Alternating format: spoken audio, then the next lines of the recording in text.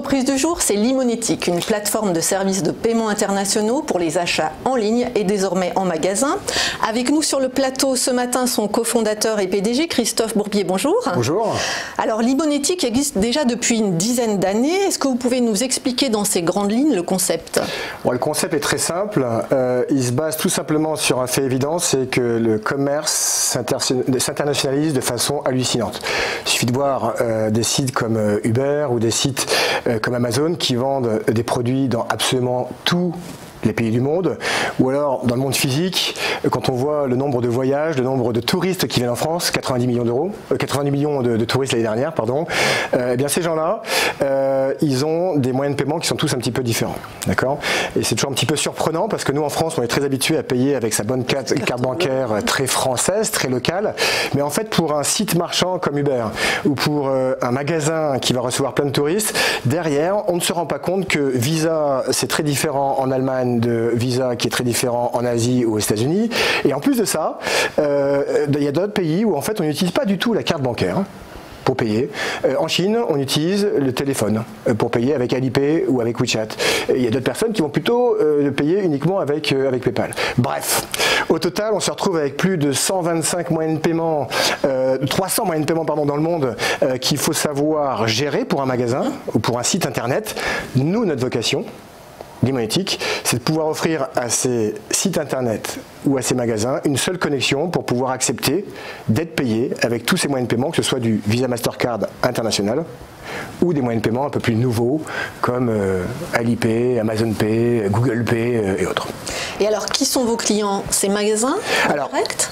Effectivement, on a un positionnement très pointu. Nous ne travaillons pas en direct avec les sites marchands ou les magasins. On travaille avec les prestataires déjà existants de ces gens-là. Concrètement, quand vous allez payer dans un magasin Decathlon ou autre, vous mettez votre carte dans un terminal de paiement tout noir qui appartient à Ingenico. Nous, notre vocation, elle est plutôt de travailler directement pour ce Ingenico plutôt que pour un Decathlon en direct. D'accord. Alors, combien avez-vous aujourd'hui de clients de type Ingenico? Alors, on a une cinquantaine de clients, on va dire, au total. On a effectivement de nos clients Ingenico, des gens comme Verifone, des gens comme ACI, qui sont aux États-Unis, ou Computop, qui sont en Allemagne. Ça couvre une quarantaine ou une cinquantaine de pays, on va dire, au total. Et alors, même si vous n'êtes pas en lien direct avec eux, est-ce que vous pouvez nous citer quelques noms de grandes enseignes avec qui vous travaillez? Bien sûr, donc finalement, les clients définitifs finaux, ce sont les fameuses enseignes. On retrouve des gens comme Fnac, on retrouve des gens comme La Redoute, on va retrouver des gens comme Vente Privée, donc des noms que tout le monde connaît, Conrad en Allemagne, Auchan, qui bénéficient finalement, sans que l'utilisateur, l'acheteur s'en rende compte, des services Limonetic d'acceptation de ces moyens de paiement internationaux.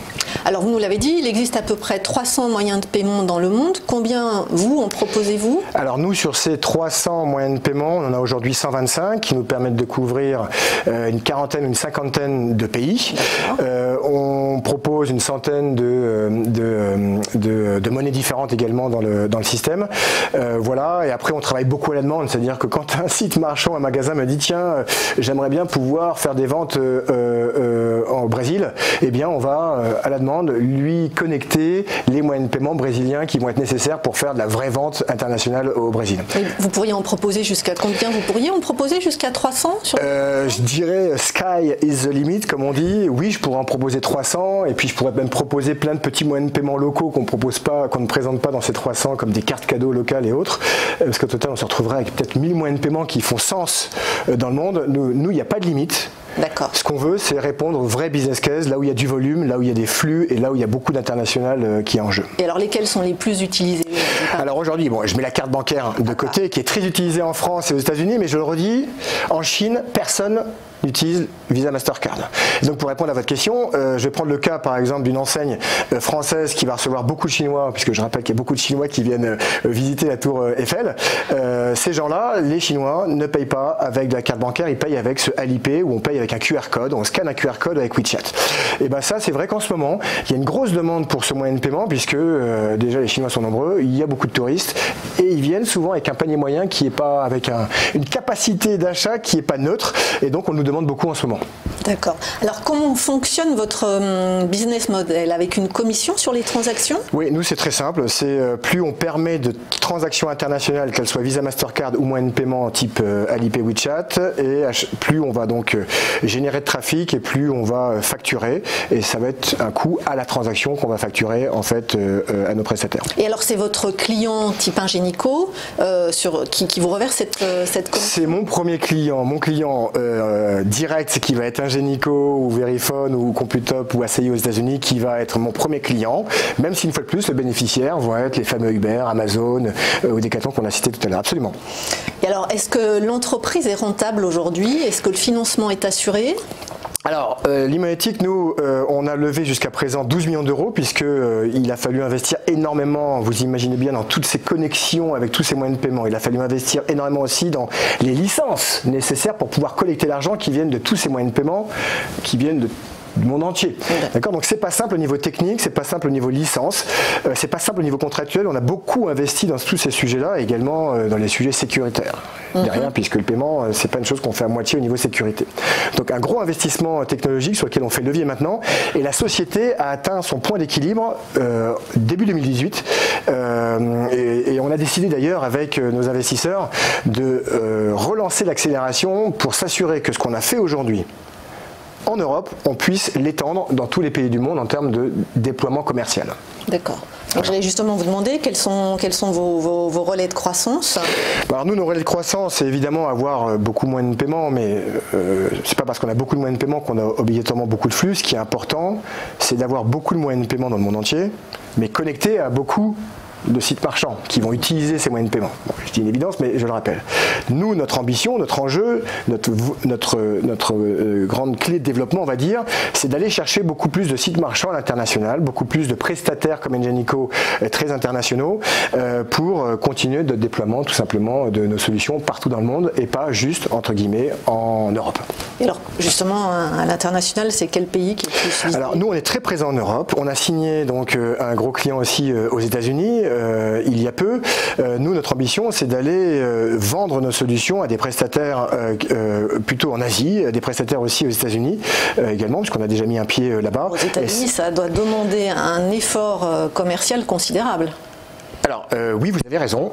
C'est pour ça d'ailleurs qu'on a décidé de ne pas y aller en direct, mais de plutôt travailler finalement avec les représentants de ces clients états-uniens européens, de les rencontrer en Europe et après de pouvoir signer les contrats aux États-Unis et de grossir comme cela en partant de l'Europe et en se faisant finalement aspirer de façon ascensionnelle vers les États-Unis. C'est ce qui a marché puisqu'on a signé ce client aux États-Unis en 2018.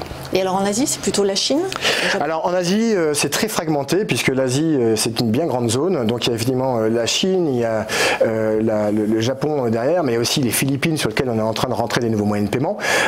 En ce moment, donc là-bas c'est un travail un peu plus de fourmi puisqu'il faut pouvoir rencontrer chacun des pays qui aussi ont tous leurs moyens de paiement très spécifiques à bien comprendre et à bien maîtriser et donc il va falloir avoir une présence locale là pour le coup quand on va se déployer là-bas.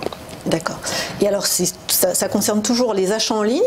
Ou alors il y aura aussi des L'Imonetic historiquement c'est permettre les achats en ligne avec tous les moyens de paiement internationaux, mais depuis 2018 on a initié aussi les achats en magasin et donc avant on permettait aux sites marchands d'être payés avec plein de moyens de paiement dans le monde et maintenant dans les magasins, notamment parce qu'on paye de plus en plus avec des mobiles, avec des QR codes, avec des scans de QR codes également sur des cartes, on va commencer à permettre aux magasins d'être aussi payés avec des moyens de paiement qui vont venir de partout dans le monde. Voilà. Et il y a des secteurs qui sont privilégiés pour ça? Alors oui, par exemple, je reprends mon exemple un peu chinois, là, Louis Vuitton, c'est pas notre client, je le cite, Louis Vuitton parce qu'il est très tangible. Louis Vuitton ont principalement une clientèle chinoise. Une fois de plus, ces Chinois ne payent qu'avec leur wallet qui est sur leur mobile, ce fameux Alipay ou ce WeChat, avec un QR code. Louis Vuitton doit obligatoirement avoir sur ses caisses la capacité de scanner de scanner finalement ce QR code. Même chose, finalement, tout ce qui va être produit plus pharmaceutique, dont les Chinois sont très très friands, on va peut-être moins retrouver peut-être ce besoin sur du sport, j'en sais rien, ou peut-être sur du voyage, quoique. Donc par verticale, du spécifique de moyens de paiement en fonction des usages et aussi en fonction finalement de quels sont les clients internationaux qui vont utiliser qui vont acheter ces produits. Est-ce que vous pensez qu'à l'heure actuelle, justement, tous ces magasins ou toutes ces enseignes, ces groupes ne sont pas équipés pour ça? Alors, les magasins et les sites marchands n'ont pas attendu l'imonétique, évidemment, pour pouvoir être payés. C'est une certitude. On les voit effectivement beaucoup payer en cash. On les voit payer en cash, c'est pas nous qui l'avons inventé le cash. On les voit payer en carte bancaire depuis très longtemps aussi, et ça depuis des années. Nous, l'imonétique, on dit juste, attention, le commerce s'internationalise. Et c'est une réalité, et on n'est plus sur des volumes à 5-10% d'achats qui se font avec des moyens de paiement internationaux, on est plutôt sur plus de 50 à 60% des achats au niveau mondial qui se fait avec autre chose de la carte bancaire. Donc nous, on vient juste dire qu'on est très spécialiste de ces moyens de paiement internationaux, et on vient juste aider ces gens, ces Ingenico, ces Verifone, ces Computop, qui sont très forts dans le carte bancaire domestique, historique, et on vient juste compléter une offre déjà existante pour tout simplement permettre à leurs marchands, les Decathlon, les Louis Vuitton, de pouvoir encaisser auprès de tous leurs acheteurs. Une dernière question, est-ce que vous avez des concurrents directs? Alors oui, évidemment, on a des concurrents puisque c'est un secteur en développement impressionnant. Donc j'imagine qu'il y a des barrières quand même. Alors c'est très technique, c'est très compliqué au niveau technique, c'est très compliqué au niveau des flux d'argent, comme je l'ai indiqué, qui nécessitent des licences un petit peu particulières. Évidemment, ça attire du monde, donc des concurrents, oui, on en a qui existent aux États-Unis, on en a qui existent à Israël, on en a qui existent en Europe, qui sont pour certains même un peu plus gros que l'imonétique, que je n'aimerais pas, mais qui a fait une levée de fonds de 50 millions d'euros en juin 2018. Donc il y a la concurrence, nous on est très technique, très technique, et donc très affûté au niveau de la technologie, ce qui nous permet d'être assez agile et de répondre assez rapidement finalement aux besoins spécifiques de certains marchands. Voilà. Il pourrait y avoir une consolidation du marché, ou ce marché peut très bien vivre éclaté avec Non, il y a déjà une grosse consolidation qui se fait aujourd'hui. C'est vrai qu'il y a beaucoup d'acteurs